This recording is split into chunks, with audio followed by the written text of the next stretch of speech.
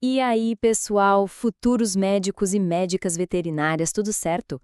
Hoje a gente vai entrar de cabeça em dois assuntos que, olha, são essenciais na nossa rotina: choque e oncocirurgia. São temas densos, mas super importantes. Então, bora lá! Olha só essa imagem. Ela resume bem a tensão, né?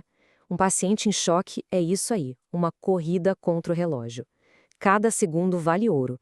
E entender o que está acontecendo ali dentro do corpo dele é o que vai fazer toda a diferença.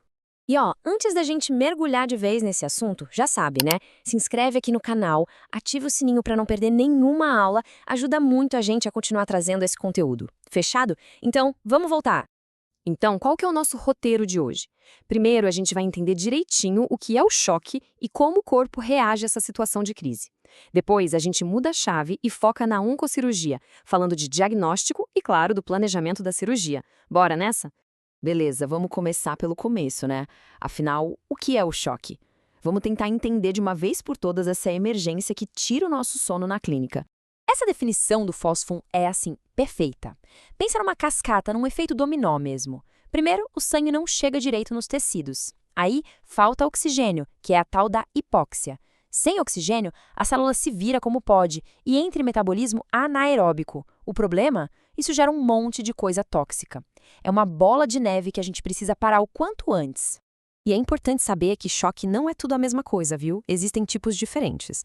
A gente tem o hipovolêmico, que é quando falta volume, tipo numa hemorragia. Tem o cardiogênico, quando o problema está no coração, a bomba falhou. O distributivo, quando os vasos dilatam demais, pensa em sepse e anafilaxia. E por fim, o obstrutivo, que é quando alguma coisa está literalmente bloqueando o fluxo do sangue. Ok, agora que a gente já sabe o que é e quais os tipos, vamos para a parte mais fascinante, eu diria.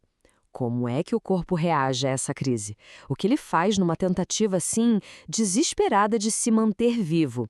Pois é, o corpo entra em modo de crise total. E aí, ele simplesmente desiste? De jeito nenhum. Ele aciona mecanismos de defesa incríveis para tentar reverter a situação. E é exatamente essa luta que a gente vai ver agora. Tudo acontece muito rápido. A perfusão dos tecidos cai. O lactato, que é tipo um lixo metabólico, começa a se acumular. E aí, o sistema simpático dispara. É o famoso luta ou fuga, só que a nível corporal. Adrenalina para todo lado, tentando a todo custo manter o coração batendo e o cérebro funcionando. E nesse meio todo tem um sistema que é o grande protagonista dessa história. É o sistema renina-angiotensina-aldosterona, o famoso SRAA. Pensa nele como um mecanismo de emergência do corpo para tentar, com unhas e dentes, manter a pressão e segurar os líquidos. Mas o que faz esse sistema ligar? Exatamente os sinais da crise. A pressão arterial despenca, o volume de sangue circulando diminui e os rins, que são super sensíveis a isso, percebem na hora que está chegando menos sangue. É o gatilho para ele entrar em ação e tentar reter o máximo de sódio e água possível. É por isso que monitorar o paciente em choque é simplesmente tudo. A gente precisa saber se o que estamos fazendo está funcionando. A pressão arterial nos dá um norte sobre a circulação. O lactato é o nosso dedo duro. Ele conta se as células ainda estão sofrendo por falta de oxigênio. E a produção de urina? Ah, essa é a nossa melhor espiã. Ela nos diz como está a perfusão lá nos órgãos vitais. Certo, a gente falou bastante da emergência, da crise do choque, mas e quando a gente está diante de uma cirurgia planejada, como a retirada de um tumor? Como a gente se prepara para isso? A pegada é diferente, mas o planejamento tem que ser igualmente rigoroso. Vamos mudar o foco para a oncocirurgia, bora?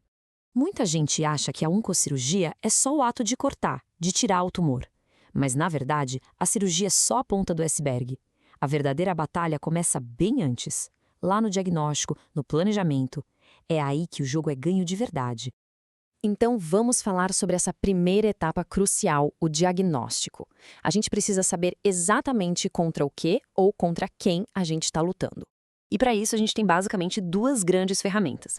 A PAF, que é a citologia, nos dá uma ideia rápida, uma suspeita. É como a primeira olhada.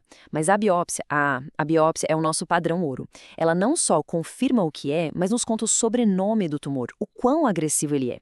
E essa informação muda completamente o nosso planejamento cirúrgico. Ok, já sabemos o que é o tumor. E agora? Agora a gente precisa saber o tamanho do problema. E para isso, a gente usa o estadiamento, o famoso TNM. É bem simples. T de tumor, para a gente ver o tamanho e se ele invadiu alguma coisa ali perto. N de nódulos, para checar os linfonodos. E M de metástase, para ver se a doença já se espalhou. Isso basicamente desenha o nosso mapa da guerra. Com o diagnóstico e o estadiamento na mão, aí sim a gente pode finalmente planejar a cirurgia. E aqui, pessoal, existem princípios que são a nossa regra de ouro. Não dá para abrir mão deles. E o principal deles é o conceito de margens cirúrgicas. Isso é tudo. Para um tumor benigno, uma cirurgia mais simples, tirando só ele, pode resolver. Agora, se o tumor for invasivo ou maligno, a história é outra. A gente precisa ser agressivo. Tem que tirar o tumor com uma borda de tecido são em volta, uma margem de segurança. A ideia é não deixar nenhuma célula doente para trás. E é aqui que a gente chega numa das questões mais difíceis da nossa profissão, né? Qual é o limite? A gente busca a cura a qualquer custo?